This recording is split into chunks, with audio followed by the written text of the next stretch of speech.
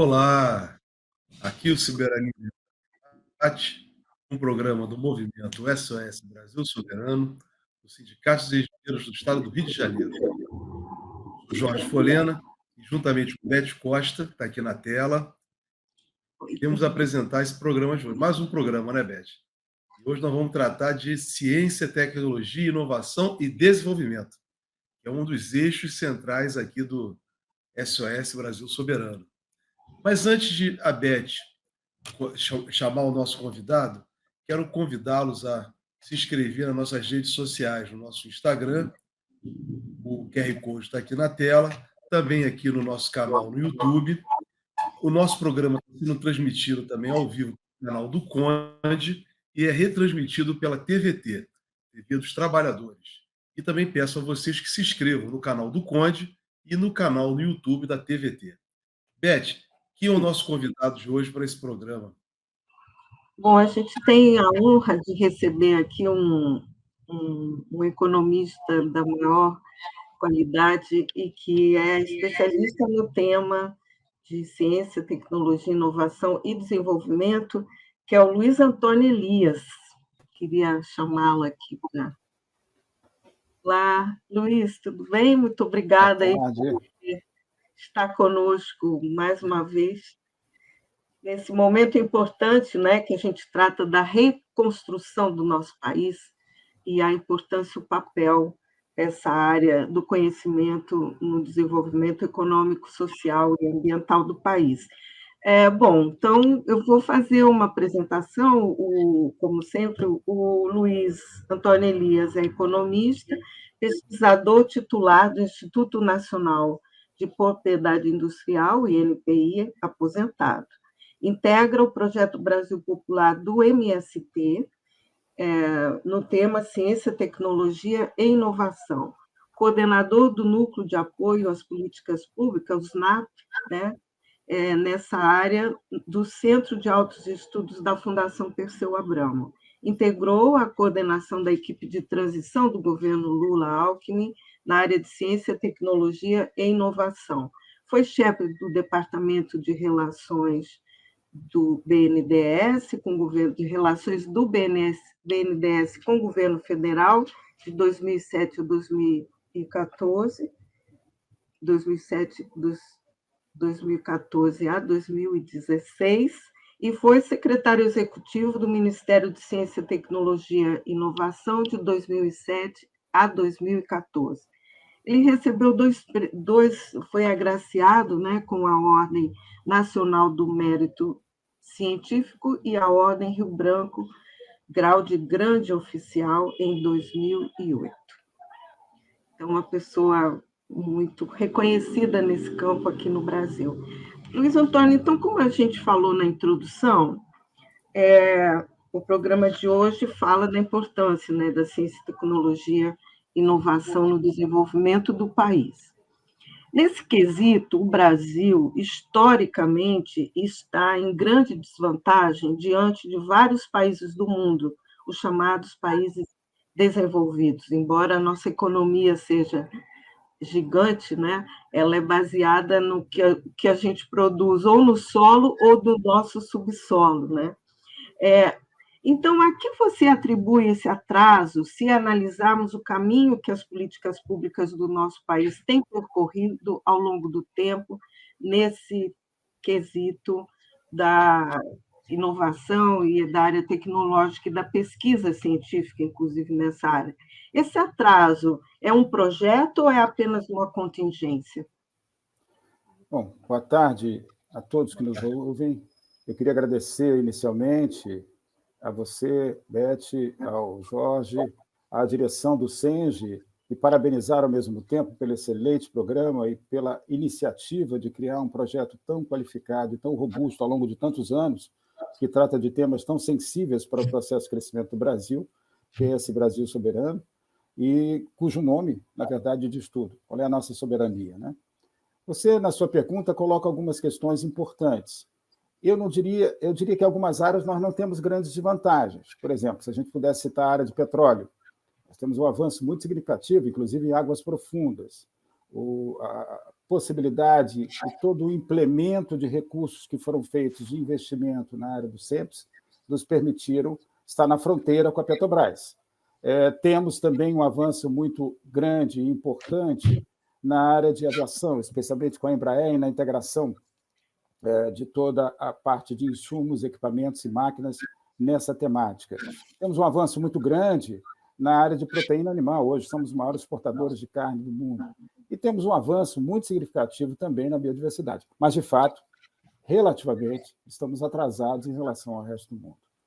Mais ainda nos preocupa, nesse momento, aí o governo Lula, nessa fase 3, tem reagido com políticas públicas que, ao longo do programa, nós podemos colocar, é que há uma notável transposição para a produção dos frutos do conhecimento científico e tecnológico ao longo dos últimos anos, especialmente o que se chama da terceira onda ou a terceira revolução industrial e do processo inovativo.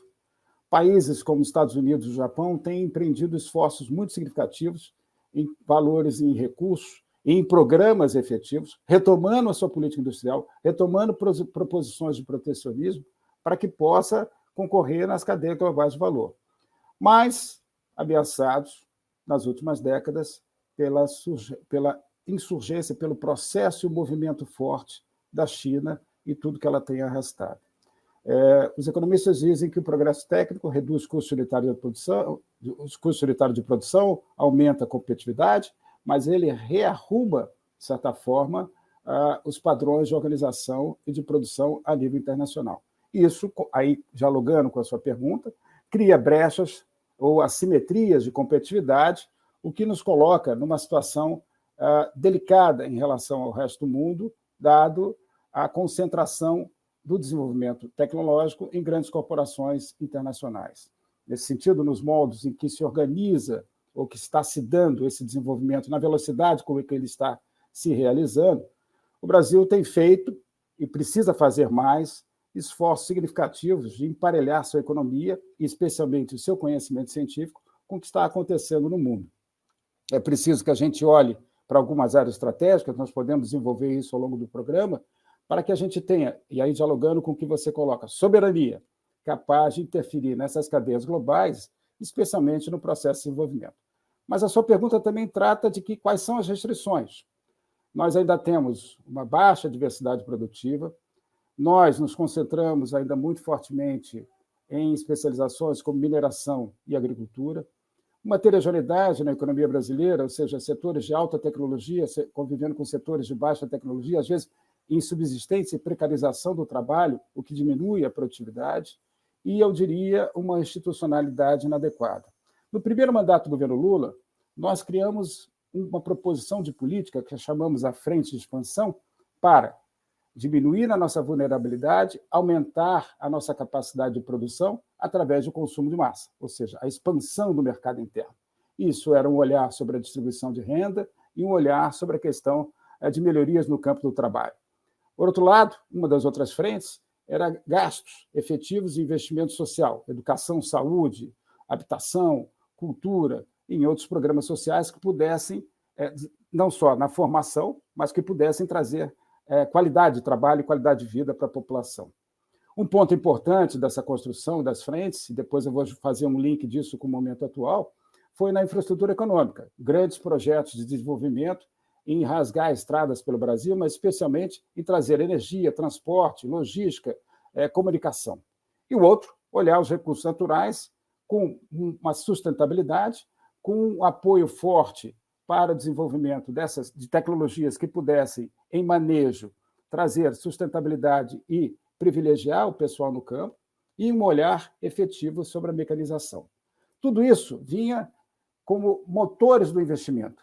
Mas existiam dois movimentos importantes nesse processo, que era inovação com educação, inovação com formação de recursos humanos, inovação com infraestrutura científica e tecnológica, com conhecimento gerado no Brasil, e o outro lado, a integração regional. Era preciso que a gente olhasse a diversidade do Brasil e desse dimensão a essa diversidade, desconcentrasse o processo sudeste e olhasse o norte, nordeste, centro-oeste e o sul do país com uma maior integração. Pensando o quê?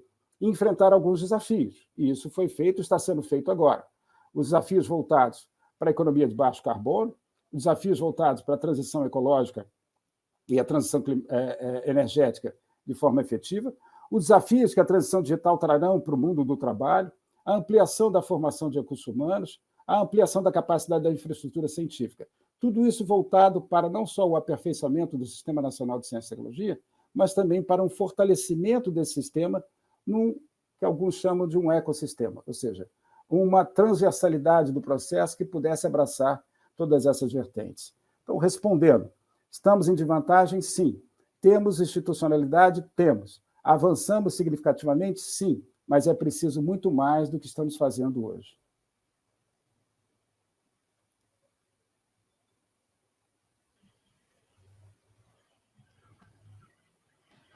Elias, olha, ouvindo você, né, hein, Beth, causa-se uma...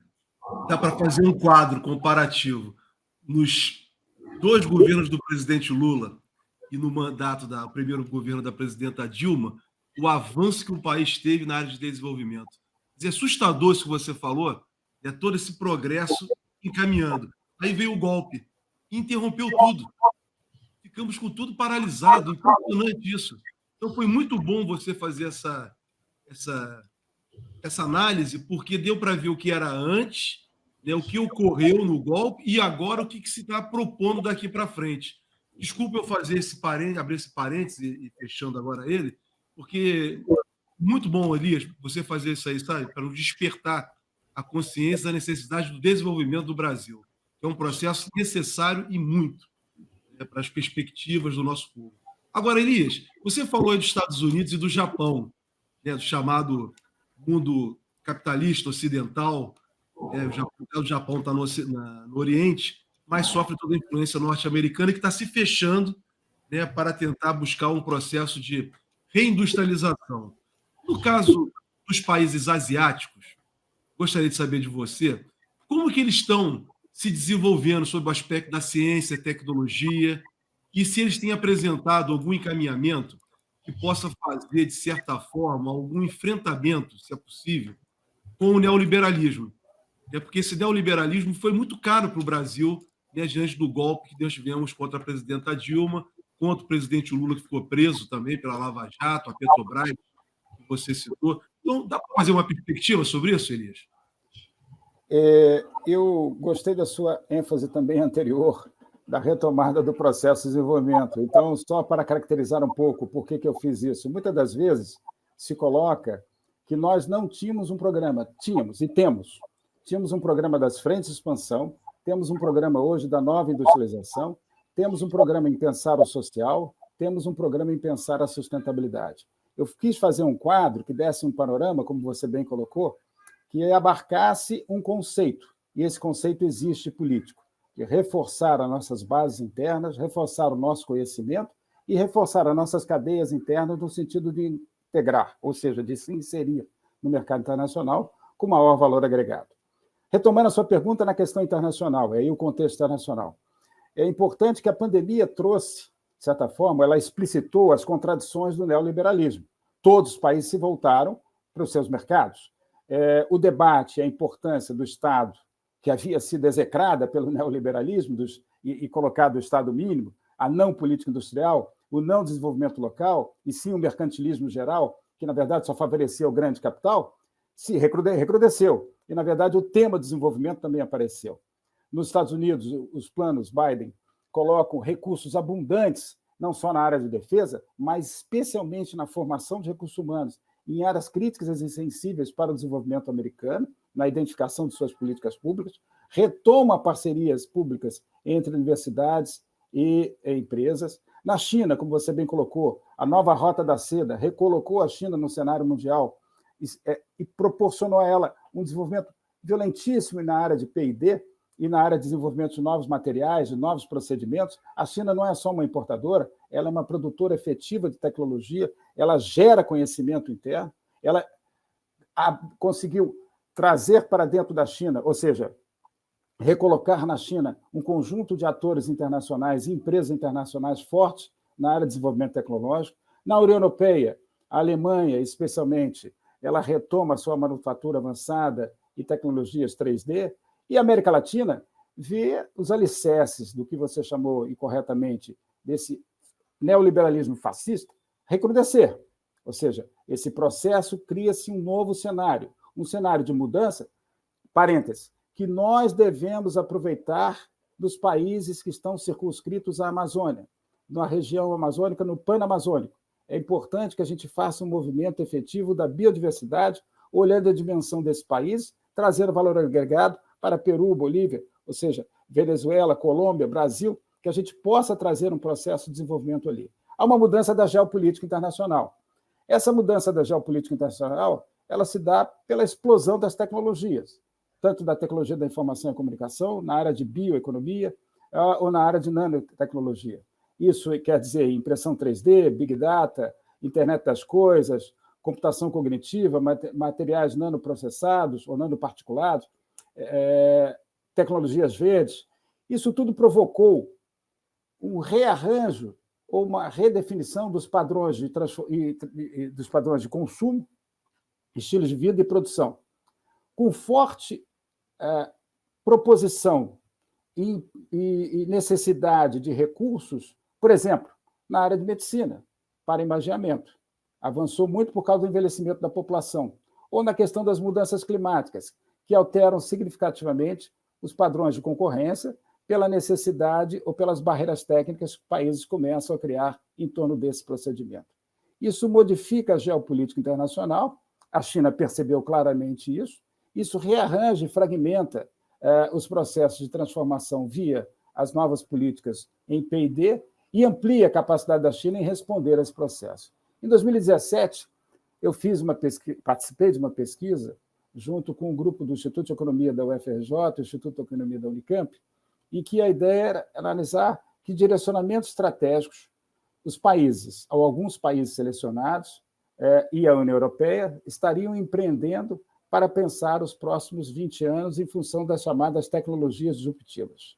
Os Estados Unidos era recuperar sua liderança na área de semicondutores e tecnologias digitais, a China era emparelhar a sua potência industrial, repatriar recursos humanos e fazer valer frente às novas tecnologias que ela vinha desenvolvendo. Ela encontra barreiras ainda muito fortes na área de semicondutores, por exemplo, na importação de chips para encapsular o seu processo, a sua manufatura interna, por causa das barreiras impostas pelos Estados Unidos. O Japão era ser líder na computação científica, em toda a computação de alta resolução. A Alemanha era retomar a sua manufatura avançada e inteligente em manufaturas 4.0, e a União Europeia era tentar sobreviver, na verdade, agir de forma autônoma e não mais depender dos grandes blocos, porque ela estava sendo estrangulada por esse processo. E fizemos uma análise em que procurávamos identificar quais eram as políticas comparadas, o que existiam de comum entre cada uma dessas políticas estabelecidas. O desafio, evidente, do desenvolvimento digital, a digitalização, a internet das coisas no seio da indústria, como é que essas redes se dariam, como é que esse transbordamento aconteceria. Mas existia um ponto muito importante que chamou a atenção de todos nós, que era a transformação da sociedade. Não era só a transformação do processo industrial e a maximização do lucro, era a transformação da sociedade, porque essas tecnologias elas vão impactar em cada um de nós, nos procedimentos de inteligência artificial ou mesmo nos processos de robotização, automação ou da microeletrônica. Por quê? Quer na precarização do trabalho, portanto, no seio da família, quer naquilo que a gente usufrui de serviços advindos dessas tecnologias. Um outro lado também importante que chamou a atenção era o forte apelo para a infraestrutura científica e tecnológica, ou seja, retomar a sua base de conhecimento gerado autonomamente. Um outro lado era a criação de programas, e aí eu cito a Alemanha em especial, que pudessem mitigar o impacto dessas tecnologias no mundo do trabalho. Ela criou um observatório sobre o futuro do trabalho na Alemanha, vis-à-vis a implantação de novas tecnologias. Evidente, o marco regulatório adequado, e principalmente, aí chamava a atenção também isto para nós, que era na etapa da regulação. Barreiras técnicas, portanto, como mitigar a questão da introdução de barreiras técnicas que pudessem impactar no processo de exportação, a propriedade industrial. Eu acho que vocês, inclusive, façam uma sugestão, esse é um tema crucial para o Brasil hoje. Há em curso, no plano internacional, uma revisão nova das leis nacionais de propriedade industrial. Isso terá um impacto muito grande, especialmente na área de saúde, com todo o avanço que nós tivemos, quer no Instituto Butantan, quer no Instituto Fiocruz e em outras institucionalidades que temos nessa área de pesquisa, e essa harmonização nunca nos foi favorável. Nunca nos foi favorável, ela sempre foi favorável ao processo de reprimir o desenvolvimento brasileiro e favorecer o desenvolvimento internacional. E o outro lado, que chamava atenção também, era a questão da segurança de dados. Ou seja, esses programas pensavam em como eu posso agir, olhando o conteúdo local, compras governamentais para impulsionar essas cadeias, maior geração de conhecimento, formação de recursos humanos e estar na fronteira do conhecimento atuando em tecnologias sensíveis. Só um parênteses, por favor, mais um. De acordo com algumas estatísticas que eu pude observar, cerca de 15% do PIB mundial é advindo, ou seja, 10 trilhões de dólares, por gastos em compras públicas. Os países da OCDE, esse percentual chega a 29%. No Brasil, nós ainda estamos no patamar de 12%. É preciso que a gente impulsione mais o instrumento de compras governamentais, especialmente, que foi muito bem e exitoso na área de saúde, que continue sendo, mas em outras áreas também, para que a gente possa alavancar o nosso processo de crescimento e melhorar o patamar da indústria, que hoje caiu para cerca de 11% do PIB nacional. Temos um problema, chama a atenção também dos que estão nos ouvindo, que é o Mercosul União Europeia, que se for implantado na forma como está estabelecido, a questão das compras governamentais vão por terra arrasada. Traduzindo, se dará tratamento nacional às empresas europeias, o mesmo tratamento que as empresas brasileiras em qualquer processo de licitação para efetividade de compras governamentais. Isso não tem sentido. Nós estamos em áreas ainda defasadas e nós não podemos permitir que, na verdade, empresas internacionais venham competir de igual para igual no Brasil. Então, esse acordo do Mercosul em nada nos ajuda a elevar essa capacidade de conhecimento e a dominar a nossa estrutura produtiva a nível interno. Então, de alguma maneira, investindo pesado. E nós estamos tentando emparelhar as nossas proposições de política com algumas políticas, a NIB é um exemplo disso, a retomada do processo de crescimento das instituições brasileiras pós-negacionismo, a ciência voltou, é um exemplo disso, e tem outros exemplos, inclusive na área de saúde e na área da biodiversidade.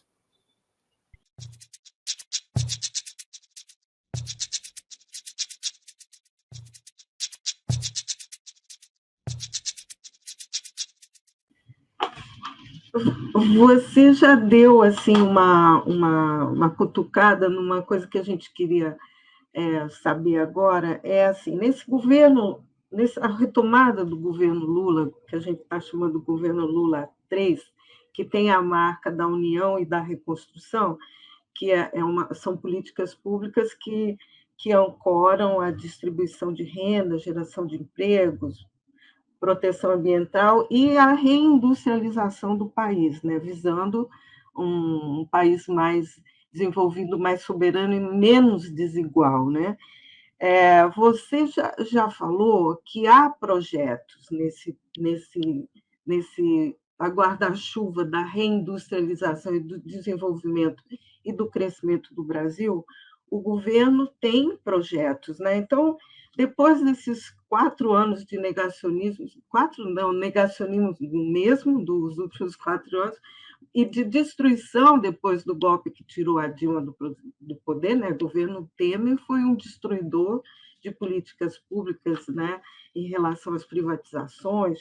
Então, depois desse tempo todo, qual é o projeto que você pode nos contar que está em andamento já para que o Brasil possa desenvolver a sua capacidade produtiva, capacidade tecnológica e diminuição das desigualdades?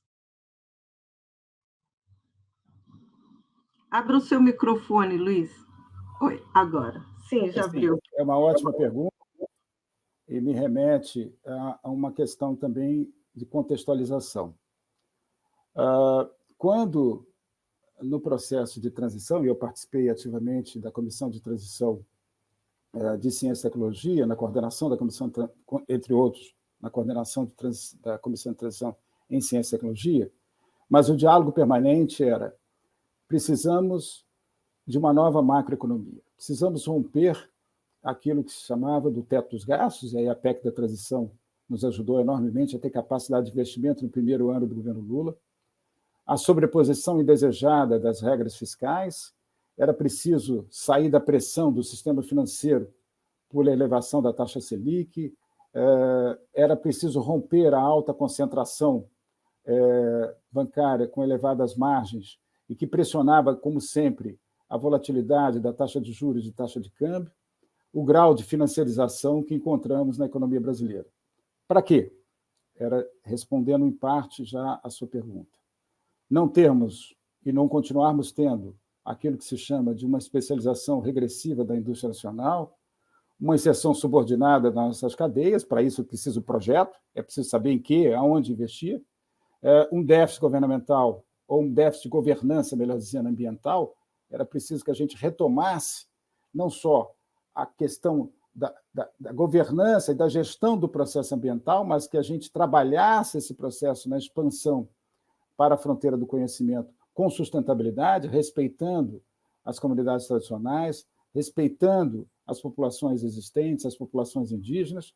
Era preciso que a gente mitigasse o déficit dos núcleos de financiamento, portanto, olhássemos a taxa de investimento e crescêssemos a taxa de investimento no longo prazo. Isso foi feito com a recuperação drástica do BNDES e da taxa de juros favorável para o processo de empréstimo. E é preciso que a gente olhasse e mitigasse o déficit na área educacional e tecnológica, recuperando e reconstruindo as nossas capacidades institucionais e também, por que não dizer, das empresas estatais. Bom, você pergunta, que áreas? Quais são os grandes eixos, quais são as grandes dimensões dessa capacidade? Eu acho que a NIB respondeu, de alguma maneira, a esse processo. De que forma? Ela atuou, a NIB é a Nova Indústria Brasil, ela atuou em 6 missões, em 6 cadeias, ou 6 proposições de políticas, olhando a dimensão no longo prazo. Esse plano mais produção, mais verde, mais exportação, mais inovação, mais qualidade no emprego, mais proposição de políticas voltadas para o desenvolvimento local, a estratégia era que essas missões, e o CNDI foi exemplar, a sua secretaria executiva, comandada à época pela Verena Hittner, foi muito importante no sentido de perceber as dimensões que o Brasil tinha, o estágio e os hiatos e as assimetrias em relação aos países internacionais, ou às grandes economias internacionais, e que pudéssemos acompanhar a fronteira do conhecimento. A cadeia agroindustrial, e especialmente a cadeia agroindustrial com sustentabilidade e digitalizando essa cadeia, o complexo resiliente da saúde, portanto, o complexo da saúde é um grande elemento, assim como o complexo de petróleo foi e continuará sendo para o Brasil no sentido do seu crescimento. A infraestrutura de saneamento e moradia era uma outra missão importante para que a gente pudesse puxar o investimento com qualidade social. A transformação digital da indústria, era preciso e é preciso digitalizar toda a indústria. A bioeconomia, pensando a descarbonização e a transição com segurança em alguns planos estratégicos, e a área de defesa, especialmente a nossa inserção soberana. Isso veio acompanhado de uma quantidade de recursos, algo em torno de 300 bilhões de reais, recursos no Fundo Verde, recursos na crédito do BNDES, recursos a crédito, recuperada a institucionalidade da FINEP, a sua presença forte através do FNDCT, completamente desconscienciado, mais uma vez, merecimento do governo Lula. À época, em 2010, eu lá estava como secretário executivo e que o governo Lula determinou que não houvesse mais contingenciamentos no maior fundo de investimentos para a área de ciência e para a área de crédito, retoma essa proposição de política agora, impulsionando a FINEP, quer para a ciência, quer para o conhecimento, para a geração de inovação na área de crédito. Então, se eu pudesse responder, essas cadeias são importantes para o desenvolvimento brasileiro. Elas nos tiram daquela restrição que eu chamei histórica atrás, ou seja, da concentração muito forte em mineração e agricultura, de uma baixa diversidade produtiva e de uma institucionalidade inadequada. Estamos construindo uma institucionalidade a melhor possível, que se adeque a um processo e que consigamos impulsionar um ecossistema de inovação. Isso vem atrelado à percepção de que é preciso ter maior inserção na cadeia internacional, mas não a teremos se não tivermos valor agregado em nossas exportações. O incremento da produtividade e da competitividade se dará pelo progresso técnico. E o progresso técnico exige recursos em ciência, em infraestrutura científica, em laboratórios e em inovação. É preciso ter mais sustentabilidade. Portanto, a biodiversidade deverá ser explorada com capacidade interna e que a gente responda às questões internacionais e à qualidade de vida da população. É preciso olhar especialmente a nossa questão de trabalho. Não funcionaremos se nós tivermos um processo de crescimento sem alavancar a massa salarial, especialmente sem alavancar a capacidade de emprego e precarizando a relação de trabalho. Essa não é a ideia do presidente Lula. E aí eu tomo a liberdade de citar uma frase do presidente Lula na última Conferência Nacional de Ciência e Tecnologia, da qual participei, em que ele diz o seguinte: inteligência, em tese é mais ou menos isso. A inteligência artificial é fantástico, mas a inteligência artificial não pode vir para tirar trabalhadores. A inteligência tem que vir para impulsionar o mundo do trabalho e para formar esses jovens cada vez mais qualificados para que a gente tenha um país mais justo e soberano. Essa é a ideia. Então, acho que a gente está em caminho certo. Retomamos, estamos reconstruindo e transformando de novo o Brasil.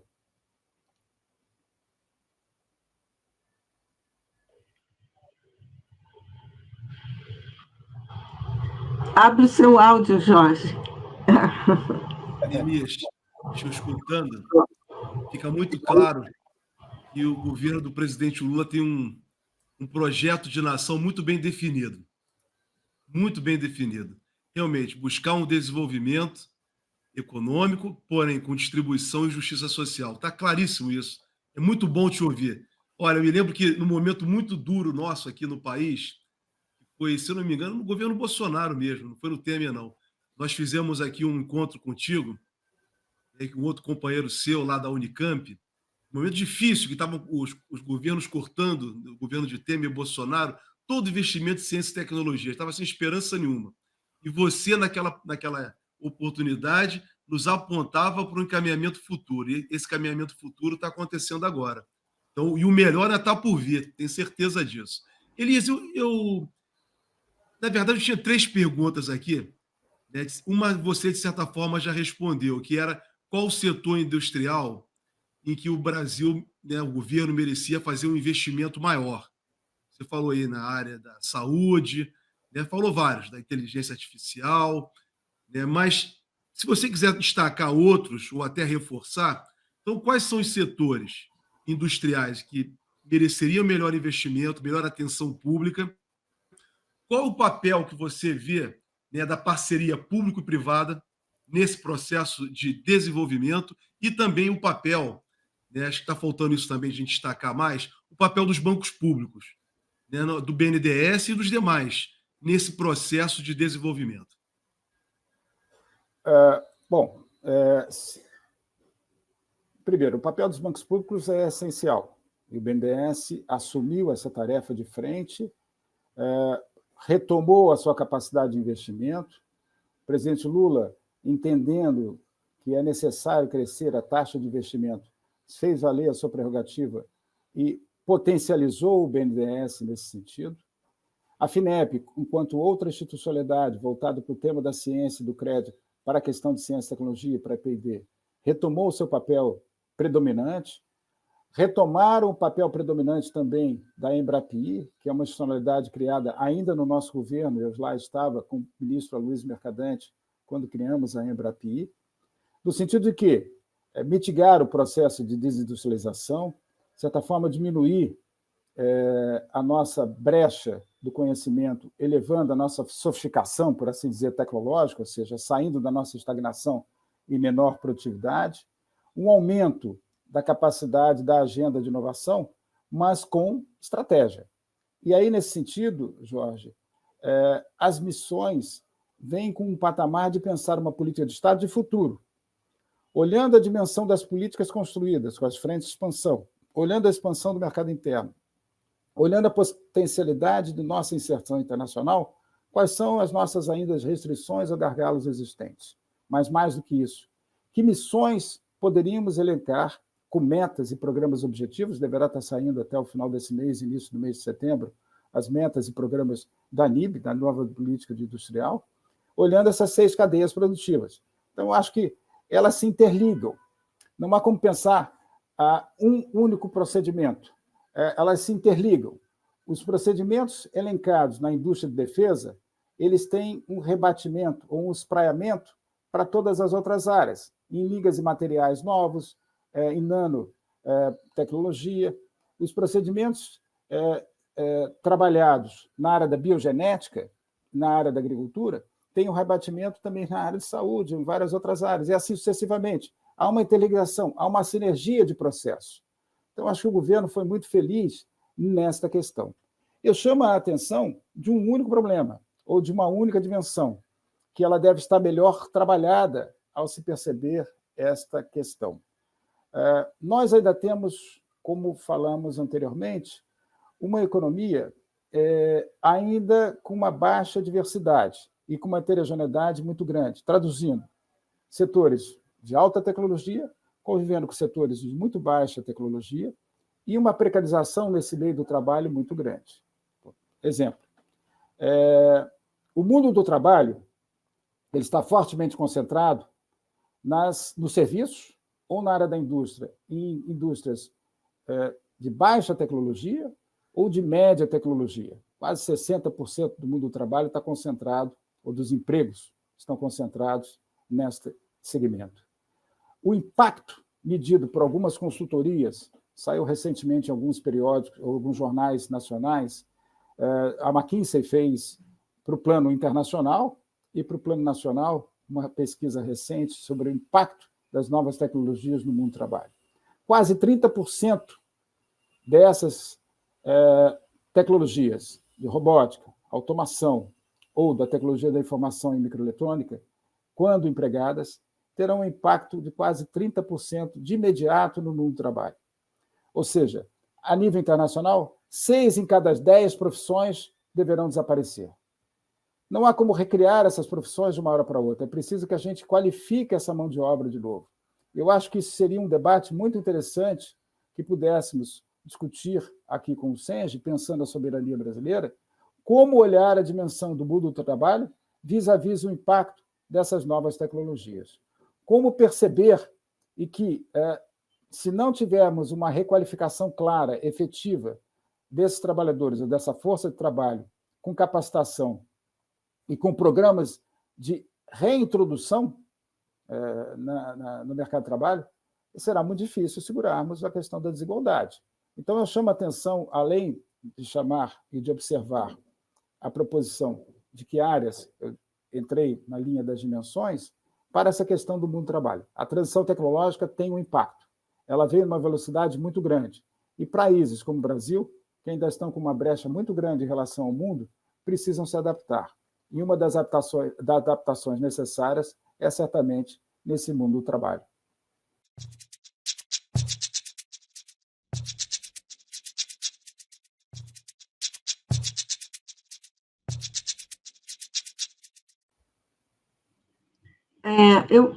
A gente, no nosso projeto aqui de conversa, tem trazer o debate aqui para a nossa cidade, mas é só uma pergunta rápida para você responder. O governo Lula tem investido muito na inauguração, na implementação dos institutos tecnológicos, né, de educação. Esses institutos atendem ou atenderão a essa sua preocupação desse gargalo da formação profissional?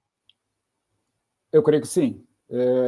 Eu me lembro nitidamente que quando nós estava no governo, e eu fiquei com 3 ministros, isso foi para mim uma satisfação enorme ter participado do primeiro mandato, segundo mandato do governo Lula, do primeiro mandato do governo Dilma, que foi a implementação e a expansão dos novos campi das universidades federais, acrescido dos institutos federais.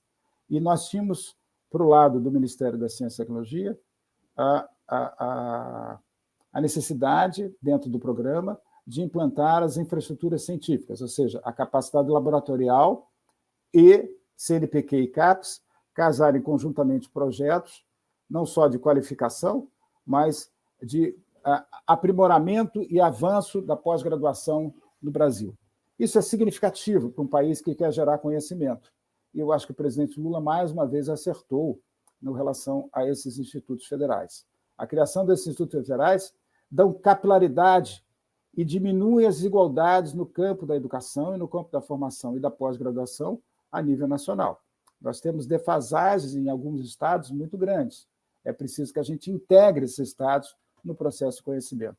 Então, certamente, respondendo diretamente à sua pergunta, certamente os institutos federais farão uma diferença para o processo de qualificação e o processo do avanço do conhecimento.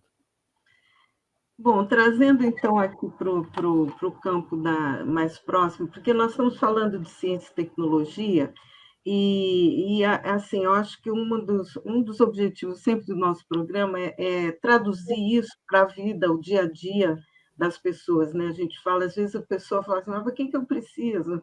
Onde que vai levar a nanotecnologia, né? O que é isso, Está né? distante, né?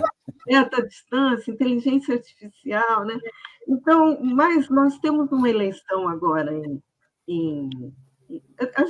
você pode até falar um pouco sobre isso na sua resposta, mas a ideia era, em outubro a gente tem eleições municipais, né? Prefeitos, prefeituras e câmaras de vereadores, câmaras municipal. Então, nesse campo do quesito ciência, tecnologia, inovação, desenvolvimento baseado nessa área do conhecimento, como a inteligência artificial, o que o eleitor deveria exigir dos seus candidatos? Qual é o olhar e os programas que os eleitores deveriam esperar dos seus candidatos, dos seus pretensos futuros dirigentes, nessa área para facilitar não só o acesso ao serviço, mas aos bens, né, os bens públicos, inclusive os culturais, dos moradores da cidade e das áreas rurais ao redor dessas cidades. Bom, se me dá uma oportunidade, eu não sou tão especialista na questão dos municípios, mas pelo núcleo de acompanhamento das políticas públicas da Fundação Perseu Abramo, do qual eu coordeno em Ciência e Tecnologia, nós fizemos um trabalho muito exaustivo, e o núcleo reúne vários especialistas, reitores, foram ex-reitores, são intelectuais, trabalhadores, ex-ministros, ex-secretários, e pessoas que estão também em presidência de instituições importantes, em institutos importantes e institucionalidades importantes do governo federal, e pensar as eleições municipais. Na verdade, houve um desafio da direção da Perseu Abramo, da Fundação, para os 23, acho que são mais ou menos isso, NAPs, na área de infraestrutura, cidades, transportes, educação, ciência, tecnologia, dentre outros, era como pensar as eleições municipais. Na verdade, essas eleições municipais vão ter um enfrentamento muito grande entre o projeto progressista e o reducionismo, entre o negacionismo e o avanço da ciência e o avanço da percepção de um mundo melhor, com qualidade de vida para a população. O confronto político entre as concepções nacionais e locais, ou seja, entre as concepções progressistas e aquelas proposições antidemocráticas, ainda se colocam nas eleições municipais. É necessário que a gente tenha muito claro isso. E, portanto, é necessário, do meu ponto de vista, resistir e afirmar constantemente que não há negacionismo, um combate claro à não proposição de políticas e um avanço dos pilares mais importantes daquilo que a gente chama da construção de políticas que melhoram a qualidade de vida da população. E de que forma? Inclusão digital, maior conectividade, melhoria na área de educação, maior proposição dessa conectividade na área de saúde, nas plataformas de saúde, para que a pessoa tenha capacidade de conhecer todo o seu histórico naquela unidade de saúde da sua localidade. Maior capacidade de mobilidade, portanto, a melhoria do transporte e da mobilidade via inteligência artificial, mas a serviço da população. Melhor estruturação da educação, com maior consciência da importância da ciência, da popularização da ciência, dos museus, da área de trabalhos em economia criativa, economia solidária, ou seja, nas áreas, inclusive ribeirinhas, olhar a dimensão da economia solidária como eixo estruturante e integrador daquelas crianças ou daquelas pessoas pensando no futuro.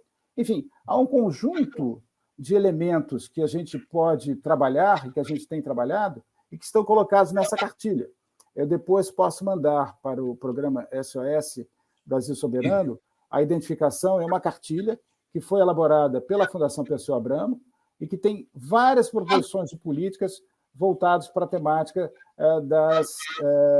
das cidades.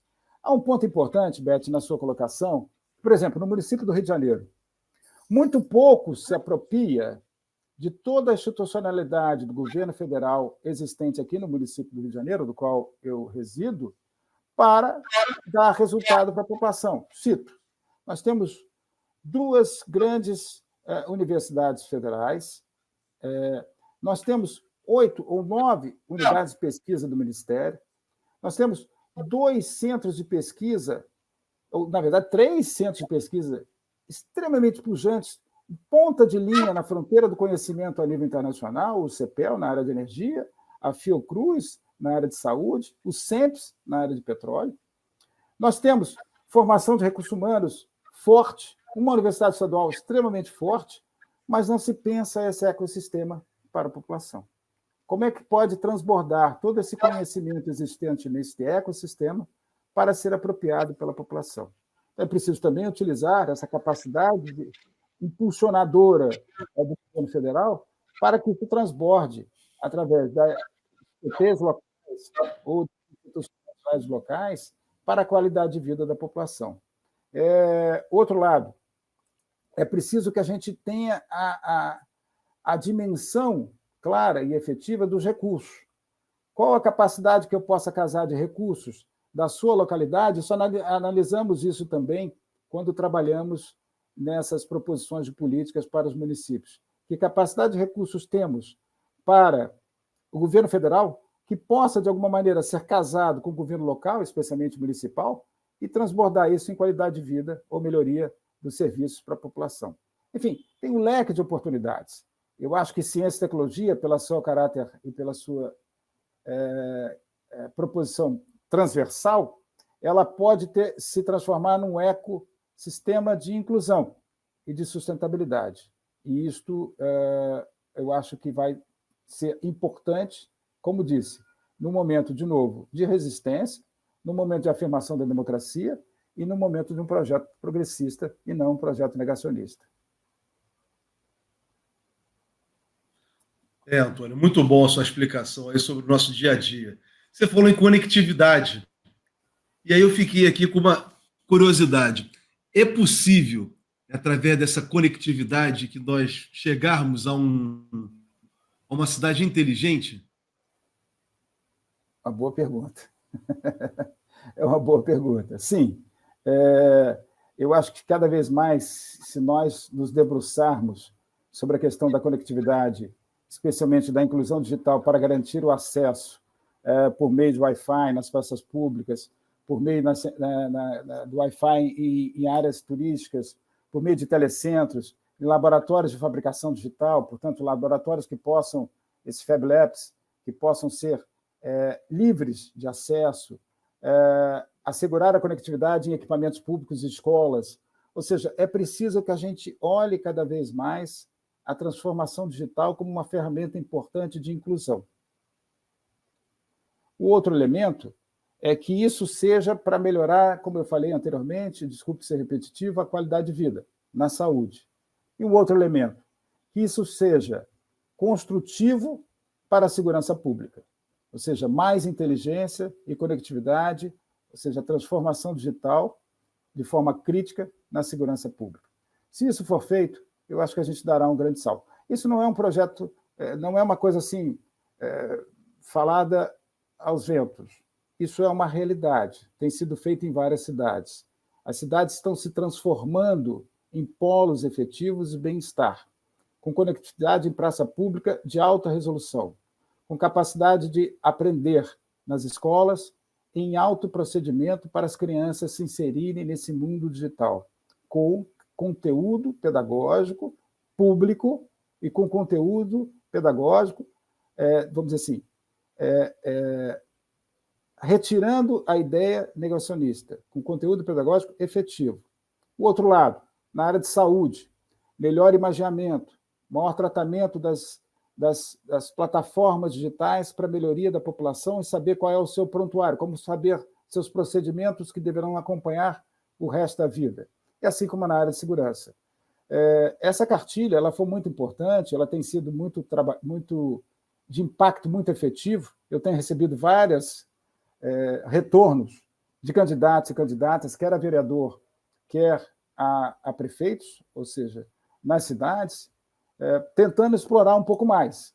E esse é o papel extremamente rico que a Fundação Perseu Abramo resolveu dar dimensão nessas eleições municipais, lançando todas essas proposições de políticas e no seu aperfeiçoamento. E criou um fato interessante, Jorge, dentro da sua pergunta, que era como dar efetividade às políticas.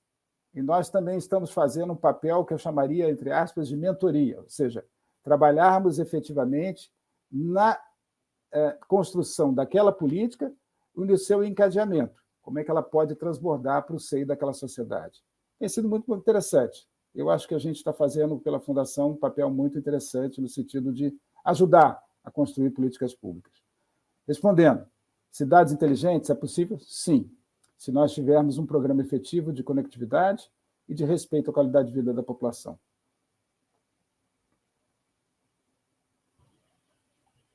Elias, eu te perguntei, essa pergunta... 7 minutinhos só, por favor. Essa pergunta estava no nosso programa aqui, mas, curiosamente, eu assisti, tem uns 3 meses, um programa na RT, em espanhol, mostrando a cidade de Moscou, toda ela conectada. Então, aconteceu um acidente, já sabia, pela identificação daquela pessoa que foi acidentada, os médicos já saíam na ambulância sabendo toda a vida daquela pessoa, onde ela morava. Então, quer dizer, uma coisa assim sensacional. O fluxo de transporte, metrô. Então, isso realmente é o nosso dia a dia, é o que nós precisamos, como você falou. Muito boa essa sua resposta e muito boa também o encaminhamento feito pela nossa produção com relação a esse item. A gente, Luiz, nós tínhamos uma pergunta aqui da Lida sobre inteligência artificial, mas acho que você já respondeu ao longo de várias questões que você foi colocando de possibilidade de utilização desse benefício, né? E a gente, infelizmente, está chegando ao final do nosso programa, né? Então, eu queria já deixar convite para você de voltar aqui no nosso programa para a gente continuar explorando esse tema. Você mandar para a gente, de repente, o Felipe até pode botar, como que as pessoas têm acesso a esse trabalho da Fundação Perseu Abramo em relação às cidades que você acaba de mencionar, essas sugestões da Fundação para as várias áreas nessas eleições municipais. Está na página da Fundação, no www... Está na página da Fundação Perseu Abramo, e eu posso direcionar o link na sequência do programa, eu passo para o Felipe e ele coloca no ar. Está ótimo, muito obrigada. Então, eu vou abrir agora então, para aquela fase das suas considerações finais para você encerrar aí o nosso boníssimo debate. Olha, muito obrigado de novo pelo convite. Eu acho que esses espaços são muito importantes para que a gente possa traduzir